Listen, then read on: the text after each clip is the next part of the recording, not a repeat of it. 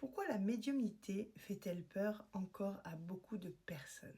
Quand je mets des posts ou quand j'écris et que je parle de mes capacités médiumniques, de guérison et de tout ce que je fais en consultation, ça peut arriver, c'est très rare, mais d'avoir des personnes qui s'énervent, des personnes qui vont vous insulter, qui vont vous dire que c'est du grand n'importe quoi, etc.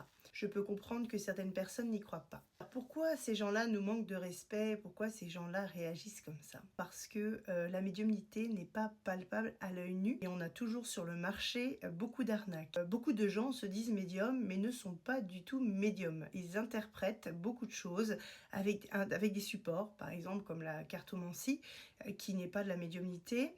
La cartomancie est un support, alors que la médiumnité, les amis, quelqu'un qui est médium n'a pas besoin de support. Il sera là, devant vous, avec aucun support. On aura soit votre corps ou soit une photo, ce qui est tout à fait logique. Mais hormis cela, nous n'aurons pas de carte. Il faut savoir que souvent les gens, et j'en écoute régulièrement qui se disent médiums, confondent la médiumnité et confondent de la sensibilité médiumnique et des ressentis. Ce qui fait que du coup, dans tout cela, c'est très compliqué d'aller savoir qui est charlatan, qui n'y est pas. Et puis voilà, les gens en ont ras-le-bol et je les comprends à 2000% parce que moi, ce qui me dérange, c'est que la médium a toujours une image négative parce qu'elle a été salie. Elle a été salie, je pense, par des blagueurs qui nous ont fait les boules comme Madame Irma, comme les inconnus, comme beaucoup de gens en fait ont relaté. Mais il faut savoir que ces gens qui utilisaient des cartes ou des boules de cristal n'étaient pas médiums. Il faut vraiment faire la différence, les gens, entre des gens qui utilisent des supports, que ce soit des pendules, des ressentis, etc. Quand on est médium, on n'a rien à faire, on est un canal.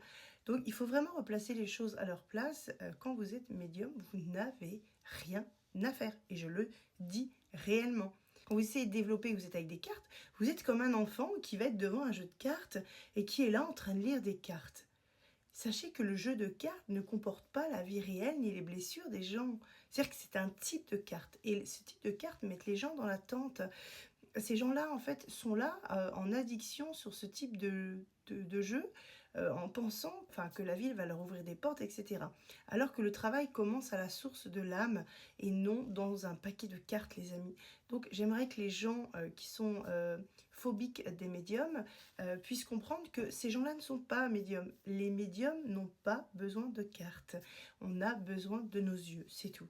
Et nous serons un canal puisque l'univers nous l'a permis. Il faut savoir que les gens qui sont devenus réellement médiums ne l'ont pas demandé. Et ça, vous pouvez prendre plusieurs grands médiums comme Patricia